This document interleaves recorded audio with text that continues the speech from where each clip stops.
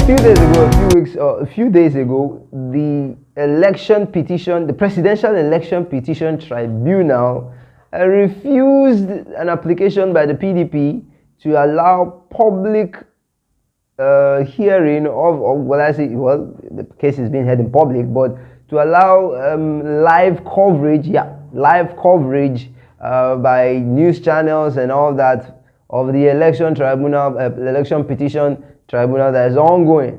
Live coverage was refused. It means we will not be having live coverage of how the drama is unfolding and how the case is unfolding in the tribunal. Well, what does this mean? For me, I think it's we should have passed this a long time ago. We should have passed this. Was it Kenya that just had the election? Yeah, they just had an election, and the tribunal that sat over the election covered it live. We could see the judges, we could see the faces of the judges, we could hear their voices, we could see the lawyers who were arguing and how they were putting forth their cases.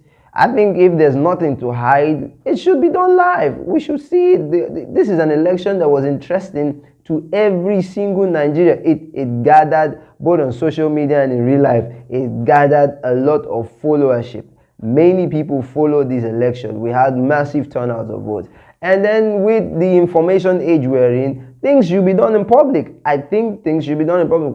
But, well, I can't really say the rationale behind this. Perhaps the judges of the justices of the tribunal were looking at security implications and all that. But I think it will be obvious. It will be obvious if we're going to make sure that things are done, justice is done and seen to be manifestly done. It should be done live so everybody sees, and when decisions are being made, the whole world is watching, everyone is seeing you, because a few weeks ago, former senator of Nigeria, former Senator Ekweremadu and his wife and one of their associates were sentenced in the UK, and we could see the judge who was delivering the judgment. We could see his face clearly. He was giving his judgment, reading his judgment, see his face clearly. In fact, it was even Ekweremadu and his wife and the other people who couldn't see their face, and then the young guy who his organ was said to have been targeted for harvest. Those guys, perhaps just for his to protect his image, and to also protect the image of Ekweremadu. And so they were not shown, but we could see the judge live. The justice was seen to be done. I think that is it. Justice is seen to be done. So I really do not like the idea that the Election Petition Tribunal, the Presidential Election Petition Tribunal, is not going to be covered live. Everyone is interested in how this process is going to go and the outcome of this process.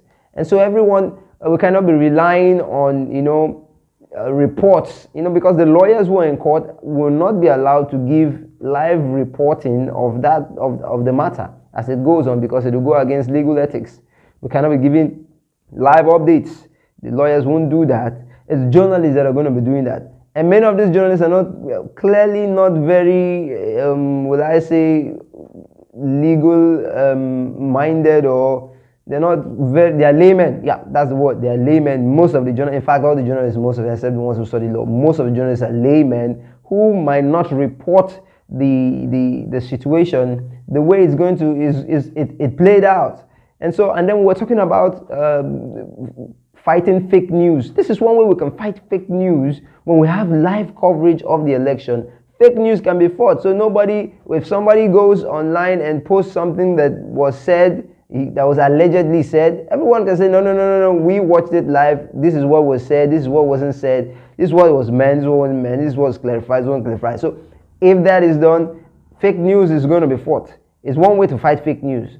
And then with all the news and all the, you know what I'm saying, all the allegations that have accompanied this election, the allegations against, the criminal allegations against the president now, Chief Bola Ahmed Tinubu, the allegations of all the allegations around it can be seen. The live coverage can help us see how these allegations were attacked, these allegations were made, these allegations were trashed, how they were addressed, how all the parties responded to these allegations.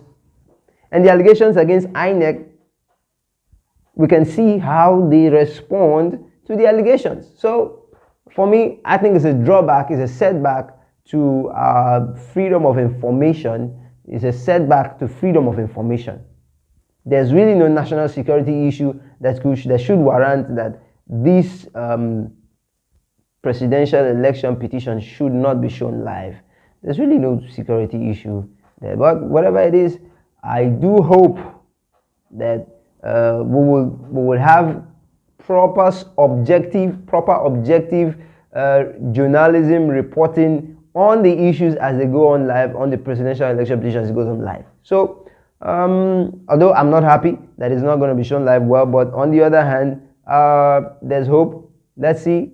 It's going to be difficult anyways for any foul play to succeed. But again, I trust the judiciary to do justice. Or do I not?